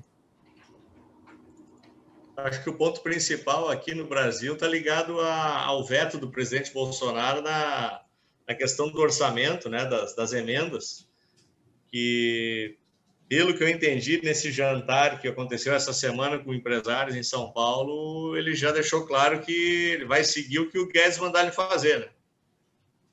Se foi jogar para a torcida, eu não sei, mas sim. É importante que ele faça isso, né? Vamos esperar que seja verdade, né? Dólar subindo hoje, subindo bem, até 2%, voltando lá para a faixa dos 5,70 quase. E repara como ele está segurando na média de 55, né, Júlio? Exatamente, desde fevereiro aqui bate e sobe. Tem servido de trampolim aí. E voltou para cima das médias hoje também, é de se frisar isso. Na outra vez que voltou para cima das médias, continuou subindo aqui, foi a 5,80. Então ele não chegou a testar o suporte em 5,52 aqui, bateu pertinho, na média já voltou a subir. Então a gente tem até uma LTB aqui em cima que dá para deixar colocada, é uma primeira barreira, né? Teve aquele W anterior que quase cumpriu certinho, cheio das figuras aí no dólar. E o DI também, para a gente dar uma olhada. Alguém queria falar do dólar ainda? Não, é só para... assim, ele está de certa forma, numa zona de indefinição também, né? Porque ele está numa... Tá respeitando suporte e respeitando resistência, né? Tem esse traço ascendente. Exatamente. aí, né? É um triângulo simétrico que a gente fala. Isso. É. Então ele pode ir tanto para baixo quanto para cima, né? É, e tá bem no meio dele agora, né? E o DI, vamos dar uma espiadinha aqui. DI que tinha dado uma queda ontem e voltou a subir hoje. Tá em torno das máximas aí. Seguimos com aquelas oportunidades, a CDB acima de 10% ao ano para 4, 5 anos. Então... Eu acho que a oportunidade nesse momento está nos títulos IPCA+, né, Júlio? Também, é. Bastante coisa interessante. A inflação esse mês, vocês viram, deu 0,97, né? Já passou dos 5,50 na anualizada. E tem taxas acima de 5 também sendo pagas nos títulos privados. Então, nós estamos falando aí de, além de proteção inflacionária, tu ainda tem mais do que 5% de taxa real de juros, né? Então, eu acho que é interessante a gente olhar para esses títulos, porque eu não sei se vai durar muito tempo. E até em CRA, CRI, debênture, tem quase isso e ainda isento de imposto, né? Então, vale a pena olhar para esse cenário aí, quem quer algo em renda fixa. Quais os prazos, assim, com essa taxa? Bom, o que está nos chamando a atenção é que os prazos não estão tão longos, né? Para conseguir essas taxas, precisava geralmente de 6, 7, 8 anos. Tem títulos com 3, 4 anos com essas taxas. Sim. Legal. Que reflete, em um certo modo, o que vocês estão vendo na tela, né? Que eu dei 24, né? 3 anos aí pela frente. E essa é a taxa efetiva que é o custo da rolagem da dívida brasileira, né? Apesar da Selic estar lá nos 2,75, o custo da dívida é esse, né? Sim. Ouro segue operando bem de lado aqui, não temos muita volatilidade no metal aí nos últimos meses. Não tem subido junto com o dólar, nem caído muito junto também, então ficou meio descolado. Até o auge da crise estava andando bastante junto e depois aí de novembro deu uma descolada. Tá paradão.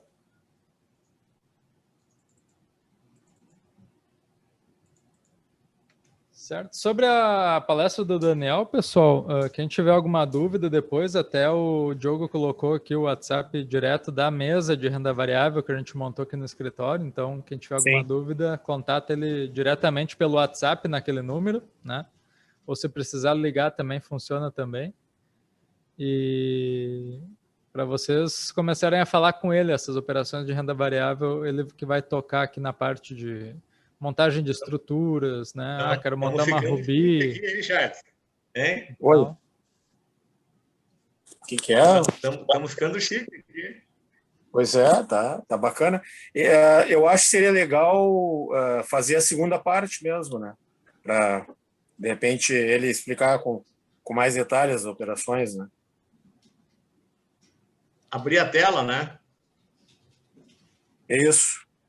Tem muito cliente que opera usando análise gráfica, a maioria, né? Mas a gente tem, inclusive, aqui fazendeiros que plantam soja, querem se proteger do preço, então a gente consegue montar estruturas também para isso, né? Ou o cara faz uma análise fundamentalista porque ele é do ramo, acha que o preço do milho vai subir porque teve muita chuva e isso é ruim para o milho. Então, sabe, tudo isso tem análise gráfica e fundamentalista.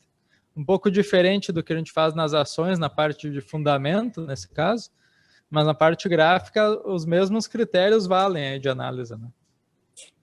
Mas precisa entender um pouco de safra, essas coisas? Se tu vai operar análise fundamentalista, sim. É fundamental que tu saiba isso para tu conseguir analisar, né? Então, mas aí a gente dá esse suporte também para...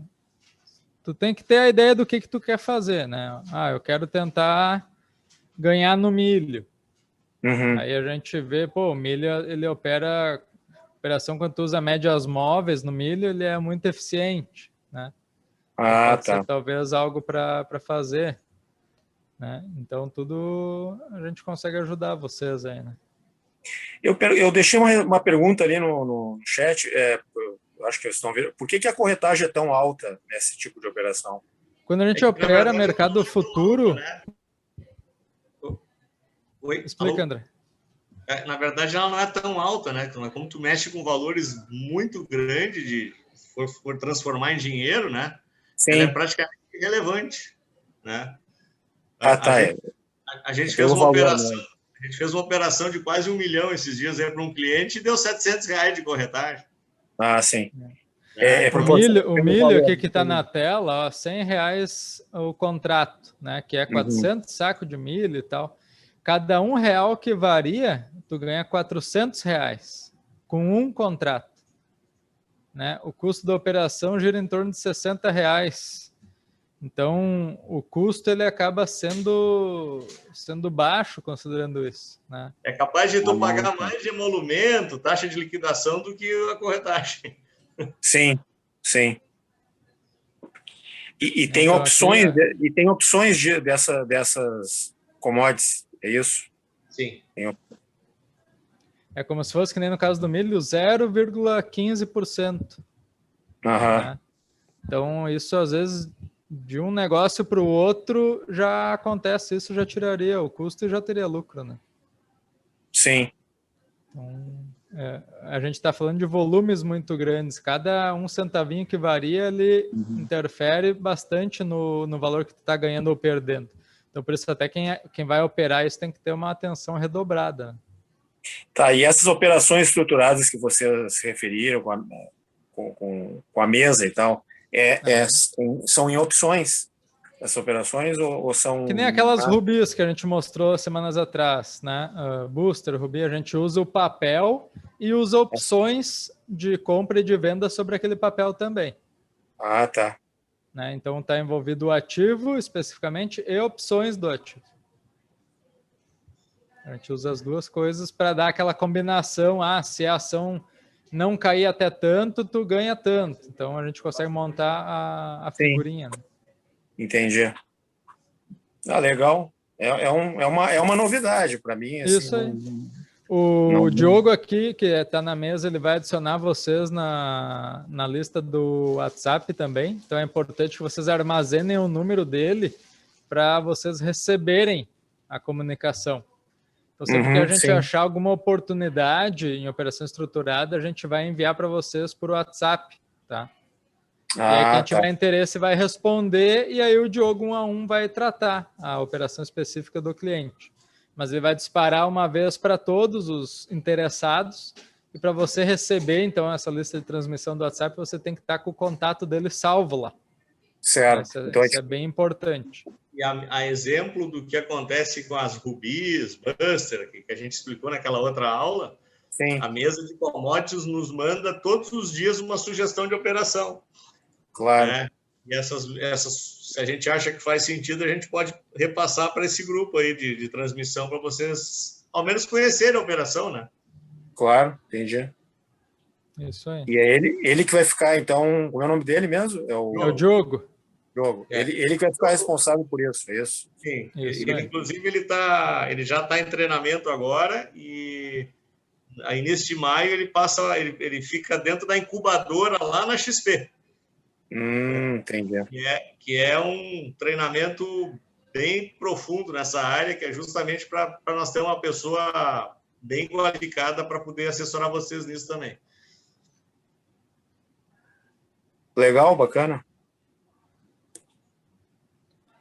Muito bem.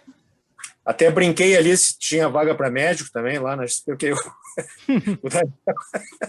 o Daniel falou que tinha engenheiro agrônomo, não sei o quê, né? Então...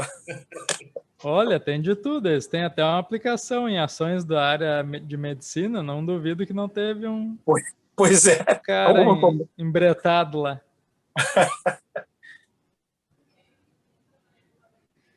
Muito bem, pessoal. Deixa eu ver, teve mais alguém que colocou aqui no chat alguma coisa?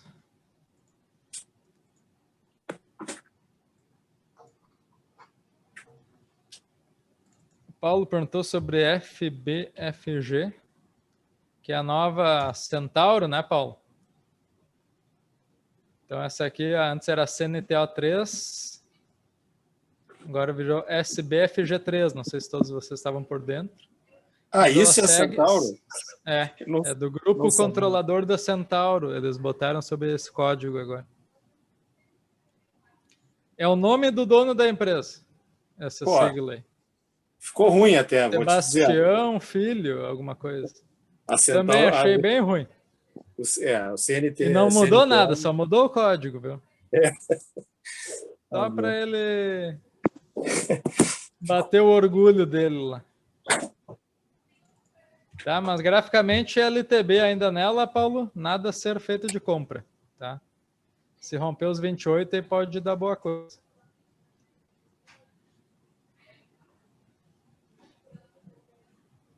Tá brigando aí com a LTB. Tinha saído e voltou, né? Tá bem no limite. Júlio, sim? Só me bota o gráfico da Shu 4 na tela, por favor. Ah, queria olhar eles também.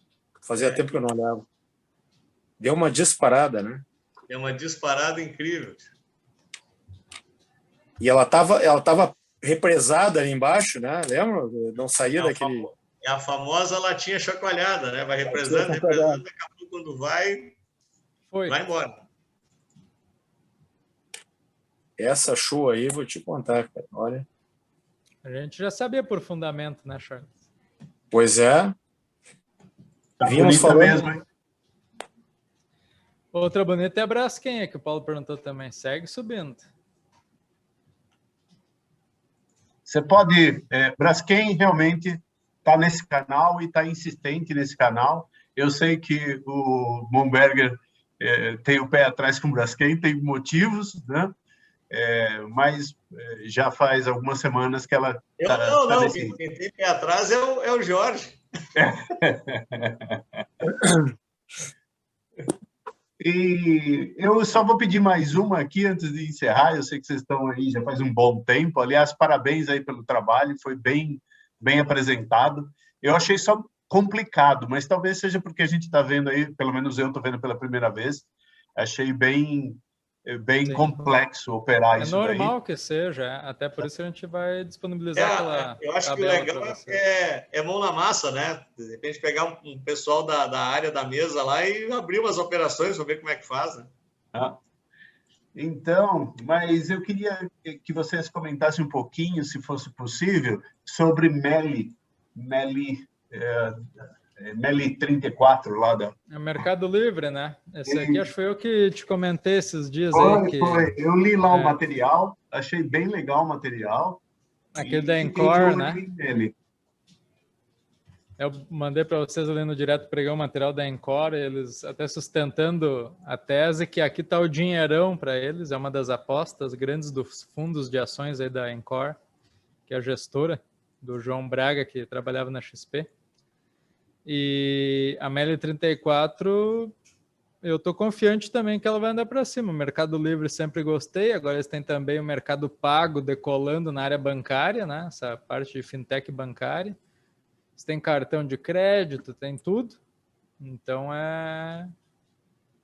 estão dando cashback em compras também, parecido com o caso da Melius, que também está na Bolsa, né? E aqui o pior cenário para mim, a ação eu não tenho dúvida. O que eu acho sobre BDR é cuidar com o dólar, né? Querendo ou não, o dólar está meio caro. E se o dólar cai e a ação ficar na mesma, a ação cai, porque o dólar interfere nela. Sabe que tem gente que acha que o dólar está meio barato, viu? Pois é. O dólar é para quebrar analista, né? Para quebrar. É o ativo mais difícil de analisar, então... Mas graficamente, a empresa Mercado Livre, acho que é compra, sim. Graficamente, está formando um canal de baixa aí, ou se romper aí os 76, 75, vai embora? Graficamente, ela já rompeu uma LTB, ela segurou perto do fundo anterior que ela tinha batido, e ela está com essa resistência agora exatamente nesse preço, né? 75. Então, se ela fechar acima... vai virar um W aqui no gráfico diário, ó. Opa! E aí terminaria lá em 87, isso aí. né? Então, acho que está tudo para virar para cima e eu estou confiante que ela vai romper. Legal. Então, para o Momberger, eu só vou falar que a Lupe continua me dando alegria e eu quero muito que ela fique nesse canalzinho de alta que ela está agora. Tenho o meu objetivo nela lá em 27. Tá quase lá, hein? Vai ficar, tá com todo o desenho para isso. Pois é, e ela está com um volume bom. Hoje até teve um volume melhor do que nos outros dias. Então, e é uma não sei o resto. Né? Não tem. Vai subir. Eu não sei o resto da moçada aí, mas é uma empresa muito boa, paga dividendo. Realmente tá indo bem a bichinha. É isso aí. Gente, obrigado aí. Muito bem. Nós também agradecemos aí a turma. Foi fantástico poder passar esses conhecimentos. Vai estar disponível o material para vocês. Vou mandar junto com a gravação o link do materialzinho PDF ali. Foi muito bom. Parabéns aí pela iniciativa. O pessoal...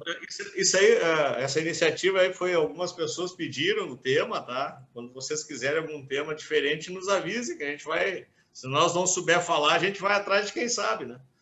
Claro, isso aí. Claro. E queria te agradecer aí, né, Humberto, especialmente a Focalize aí pelo franquear aí o pessoal que eu convidei lá. Imagina, tá? É uma satisfação tê-los aqui, né? Sempre que quiser, só avisa. E eles perguntam aí se... Tem alguns perguntando, porque alguns não conseguiram entrar no início, se eles poderiam ter acesso à gravação. Sim, ela está... Nós vamos deixar no YouTube. Ah, tá. Eu vou enviar o link também, esse link tu pode enviar para eles, daí eles vão estar incluídos para ver essa gravação. Ah, tá. Não fica só na área de membros, então vai ficar no YouTube, tá certo. Se tu der o link que o Júlio vai te mandar, eles vão conseguir acessar na área de membros. E se eles quiserem ver no YouTube, vai estar no YouTube também. Ah, então tá. Perfeito, então. É que tem gente que não conseguiu entrar, né? Então me perguntou isso aí, tá? Mas te agradeço aí. Pode mandar a gravação. Tá, muito obrigado, então. Valeu. Vamos democratizar a informação, né? Claro, isso é bacana. Semana que vem, então, comemoraremos juntos aqui os 120 mil pontos, hein, gente? Por que não? Quem sabe? Tô confiante, hein? Tô confiante. E semana passada a turma falou que ia subir, hein? E aí a bolsa caiu 0,35. Eu quero saber agora, ó. Botei a enquete aí. Na próxima semana, sobe, cai ou fica de lado? Votem aí. Vamos ver o que acontece. Se a gente quer comemorar 120 mil, tem que subir, né? Não dá né?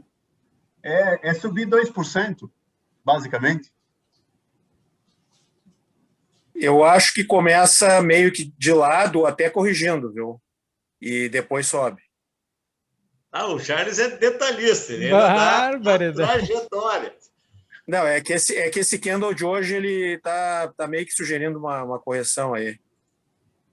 Né, Júlio? Se tu colocasse ali... Não, parece que sim, porque fez nova mínima e não fez máxima, mas acho que corrige um pouquinho aí, a princípio. Pode corrigir na média e subir, né? Isso é normal, nada demais. A maioria acho que vai subir aí, hein? 79% apostando para cima. Pois é. Se você for olhar hoje, os destaques da Bolsa são construtoras. Tá certo que elas tinham ficado muito para trás, mas... Foram as que mais caíram em março, né? Mas hoje estão arrancando couro. Mitre, Direcional, Trisul, Cirela.